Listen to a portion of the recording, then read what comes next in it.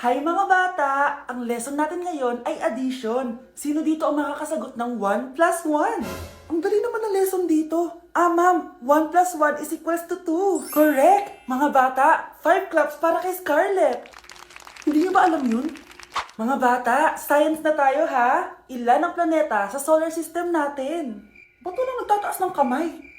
Ma'am, there are 8 planets in our solar system. Correct! Siguro nag-a-advance reading si Scarlett. Lo, ba't parang walang alam yung mga kaklase ko?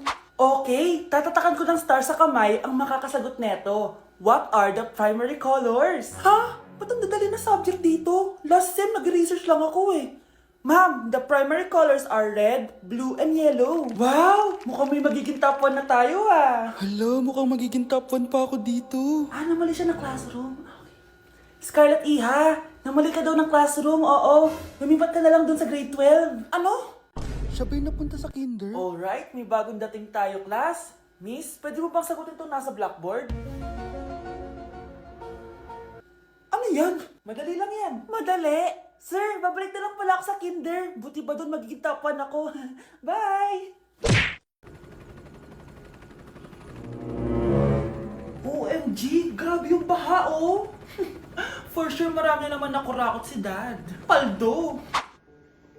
Oh, Cheska, ba't ang aga mo? Di ba traffic kasi baha? Ay, opo ma'am, baha nga po eh. Kaya pinag-helicopter na ako ni Daddy para safe ako. Kawawa nga po yung mga tao eh. Wow, sana all. Yes Daddy? Opo, nandito na po ako sa school. Yung baon kong 1 million ha, send mo na. Ha? 1 million yung baon niya? No! Binasa mo yung Chanel bag ko! Sorry, Cheska. Alam mo ba kung magkano to, ha? 600,000 to! Mas mahal pa to sa bahay nyo! Napakamahal naman yan. Whatever. Papabili na lang ulit ako. Salamat ka, mabait ako. Nahiya naman tong 300 peso na bag ko. Be, tara sa kantin. Nag-crave ako ng siomay tsaka ng kwek-kwek. Tara. Pwede bang sa Wolfgang na lang tayo mag-lunch? Hindi kasi ako sanay sa mumurahing pagkain. Be, anong kala mo sa akin? Anak ng CEO? Ano ba yan? Hindi ba kayo binibigyan ng allowance ng daddy nyo? Ako na nga lang. Hindi ka naman ganyan dati. Okay, class. Si Cheska na ang bago nating treasurer. Ma'am, wag si Cheska. Kukurakutin niya lang yung class funds natin. Parang tatay niya. Flood control ayaw, gastos gusto. Kaya mayaman si Cheska kasi korap ang pamilya niya. Ang laki ng tax na binabayaran ko. Sa Disney Princess pala natin napupunta lahat. Habang kami, binabaha na dito. Ikaw pa helicopter lang. Wow, napaka-lavish mo naman. Tsaka, pera muna ako nito Chanel bag mo ha. May ambag din ako dito, no? Hindi kami titigil hanggat walang nakukulong. Deserve niyong magdusa. Anak, nakita mo ba yung cellphone ng tatay mo? Nilagay ko dun sa loob ng kabaong niya bago siya ilibing. Ha? Ba't mo naman ginawa yun, anak? May mga importante laman dun. Baka sakaling buhay pa siya para matawagan niya ako. Ay, Diyos ko talaga tong batang to.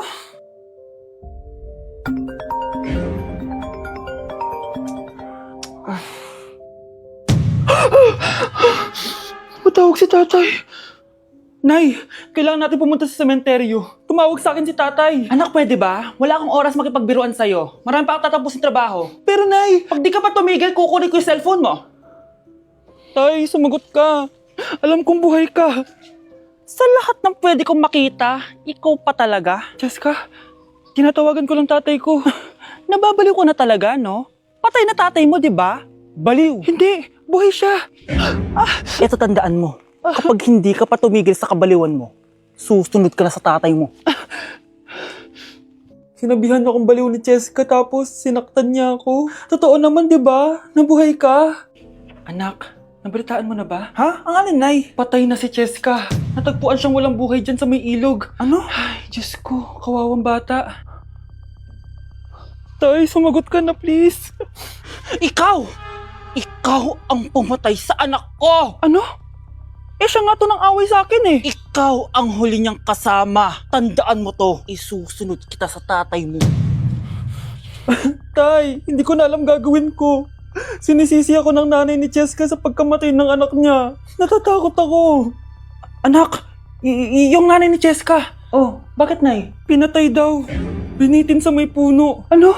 Nakakatakot na dito sa barangay natin, anak. Sinong pumapatay sa kanila? Nay, may tao. Sino po sila? Magandang araw po. Ako po si Detective Jason. Ako ang may hawak sa investigation case sa pagkamatay ni Cheska at ng kanyang nanay. Bakit kayo nandito? Dahil dito,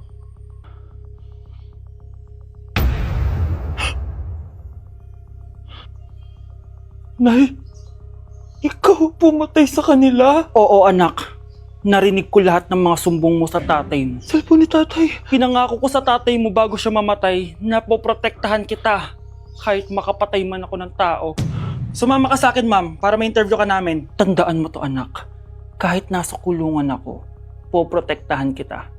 Tumawag ka lang.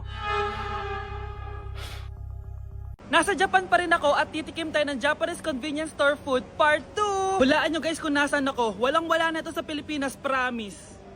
Hindi talaga pwedeng wala akong mabili tuwing pupunta ako dito sa Family Mart. Tignan nyo naman, parang lahat gusto mong itry, di ba? Guys, may nakita ko. Parang may ganito ako. Okay pa ba to? Parang panis na. Add to cart. Guys, mukhang masarap to. Oh. Add to cart natin to. Guys, nakita ko kanina daming Japanese na kumakain nito. So, add to cart natin to. Guys, parang masarap din to, oh. Pamichiki. Add to cart.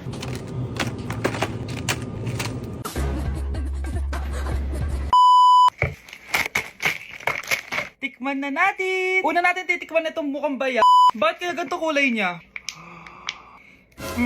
Ito yung amoy niya, amoy mani. Unang kagat. Masarap siya pero lasa sa mani. Oo eh. Masarap siya. Sarap siya. 7 out of 10 to. Next natin tong Pamichiki. Tignan nyo guys, grabe. Walang buto to ah. The best! Pupunta talaga ako ng Japan para lang dito. Buhay ko out of 10 to guys. Next, mag-drinks muna tayo. Sarap. Wala akong masabi. Ang sarap niya. 10 out of 10 to sa akin. Ang daming Japanese na kumakain nito kanina. So, try na natin kung masarap ba talaga. Parang marshmallow. Ice cream yan. Masarap siya pero medyo matamis siya. Mahilig sa matamis. Sarap! Okay. Next natin itong palaging kinakain ni Honey Bunch. So para siyang pandesal na may feeling sa loob. Dami pala niya. May laman siya guys. You know? Masarap siya pero wala siyang lasa. O yun naman, magko-comment na naman masarap pero walang lasa eh. I'll give it 7 out of 10. Next natin tong parang mushroom na parang chocolate din. Next natin tong ganito yung itsura niya.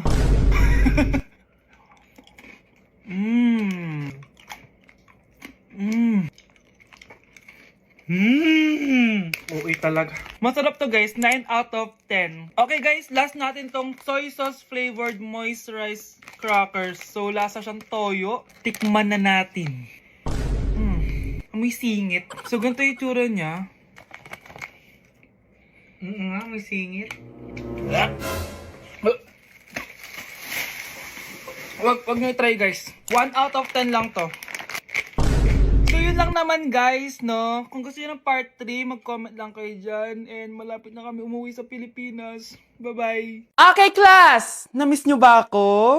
Bumalik na si ma'am! At dahil first meeting natin, hindi muna ako magli-lesson. Gusto nyo ba yon? Ma'am, pwede po kami kumain sa kantin? Sure! Oh, yung mga gustong kumain, kumain na. Gawin nyo na lahat ng gusto nyo gawin. Basta, today lang yan ha. Next week, magli-lesson na tayo. Grabe, ang bait talaga ni ma'am, no? True be, kaya favorite ko yan si ma'am eh. Tara na, kain na tayo. Okay class, what is the powerhouse of the cell? Scarlett?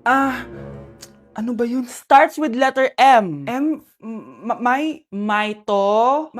Mitochondria? Very good! Kaya mo naman pala eh. Thank you, ma'am. O, class, mag-e-exam kayo ha. Dinalian ko na to para sa inyo. Lahat ng nasa lesson natin, nandito. Okay, get 1 and pass. Oo nga, ang dali lang. Makaka-perfect pa ata ako. A few moments later. Okay, time's up. Pass your papers. Wow naman, lahat kayo nakakuha ng high scores. Magaling ka kasi magturo, ma'am. Okay, class, dahil Friday ngayon, gusto ko mag-enjoy kayo sa weekends. Kaya naman, hindi ako magbibigay ng assignment. Yes, thank you, ma'am. Makakagala ako. At isa pa, class, malapit na mga anak si teacher, oh. Magli-leave muna ako ng ilang months. Ha? Habang wala ako, si Ma'am Diana muna ang papalit sa akin. Maging mabait kayo sa kanya, ha? Hi, class. Namiss niyo ba ako? At dahil first meeting natin, may surprise quiz kayo. Nandito na naman yung pet peeve ko. Hindi! Hindi!